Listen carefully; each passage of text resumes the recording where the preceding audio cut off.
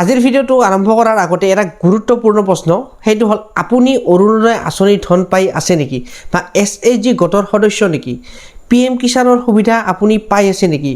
অথবা আপোনাৰ ঘৰত ৰেচন কাৰ্ড আছে নেকি যদি এই চাৰিটাৰ ভিতৰত এটাও আছে তেন্তে আজিৰ ভিডিঅ'টো শেষলৈ চাব লাগিব কাৰণ একেদিন অসমৰ গাঁও অঞ্চলত কেইবাটাও ডাঙৰ বিষয়ক লৈ ব্যাপক আলোচনা আছে অৰুণোদয় ভেৰিফিকেশ্যন এছএইচজি গোটৰ মহিলাসকলৰ বাবে নতুন কাৰ্যসূচী পিএম কিষাণৰ পৰৱৰ্তী কিস্তি আৰু ৰেচন কাৰ্ড হিতাধিকাৰীৰ বাবে চেনি নিমখ দাইল আৰু মিঠাতেলক লৈ নতুন খবৰ আটাইতকৈ ডাঙৰ কথা 5 জুন তাৰিখটো এতিয়া বহু এছএইচজি গোটৰ মহিলাৰ বাবে গুৰুত্বপূৰ্ণ বুলি কোৱা হৈছে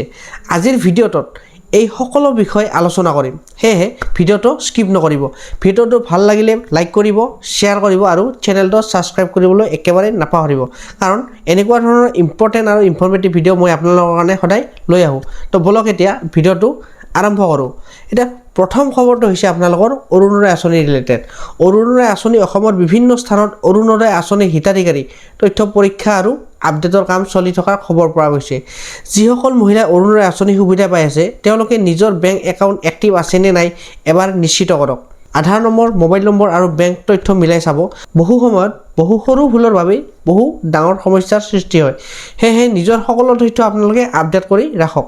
দ্বিতীয়টো খবৰ হৈছে আপোনালোকৰ এছআইজি গোটৰ মহিলা আৰু 5 জুন এছআইজি মহিলাসকলৰ বাবে 5 জুন তাৰিখটো গুৰুত্বপূৰ্ণ হ'ব পাৰে বুলি বহু ঠাইত আলোচনা হৈ আছে বিশ্ব পৰিৱেশ দিৱস উপলক্ষে বিভিন্ন স্থানত গছপুলি ৰোপণ আৰু বিতৰণৰ কাৰ্যসূচী আয়োজন হোৱাৰ সম্ভাৱনা কথা কোৱা হৈছে যদি আপোনালোকে এছআইজি গোটৰ এনে কোনো কাৰ্যসূচী থাকে তেনে অংশগ্ৰহণ কৰিবলৈ চেষ্টা কৰক গাঁওখন সেউজীয়া কৰাৰ লগতে ইয়াৰ জৰিয়তে সচেতন বৃদ্ধি হ'ব ইয়াৰ লগতে এছএইচজি সদস্যসকলক নিজৰ বেংক একাউণ্ট আধাৰ অন্যান্য নথিপত্ৰ আপডেট ৰাখিবলৈ কোৱা হৈছে এতিয়া আহো তৃতীয়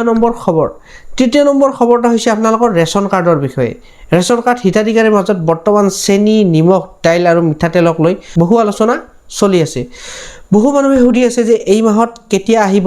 সামগ্ৰীসমূহ হল্ড হৈ আছে নেকি কিছুমান ঠাইত যোগান ব্যৱস্থা অসাময়িক বিলম্বনৰ কথা শুনিবলৈ পোৱা গৈছে কিন্তু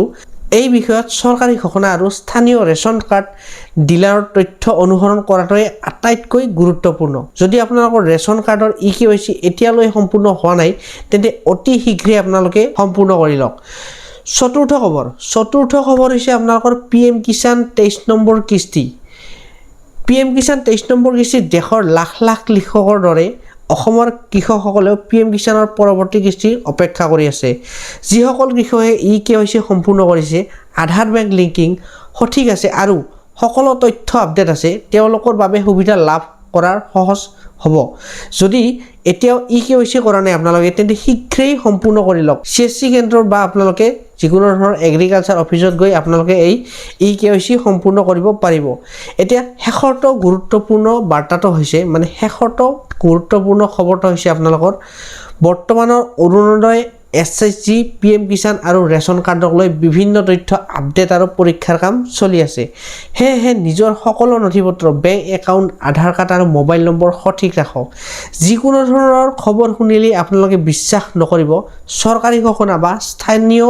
বিষয়ৰ পৰা নিশ্চিত তথ্য লাভ কৰক ভিডিঅ'টো ভাল লাগিলে লাইক কৰক শ্বেয়াৰ কৰক আৰু যদি চেনেলটোলৈ প্ৰথমবাৰৰ কাৰণে আহিছে তেনেহ'লে মোৰ চেনেলটো আপোনালোকে সাবস্ক্ৰাইব কৰিবলৈ নাপাহৰিব কাৰণ এনেকুৱা ধৰণৰ ইম্পৰ্টেন্ট আৰু ইনফৰমেটিভ ভিডিঅ' মই আপোনালোকৰ কাৰণে সদায় লৈ আহোঁ গতিকে আজিলৈ ধন্যবাদ লগ পাম নেক্সট ভিডিঅ'ত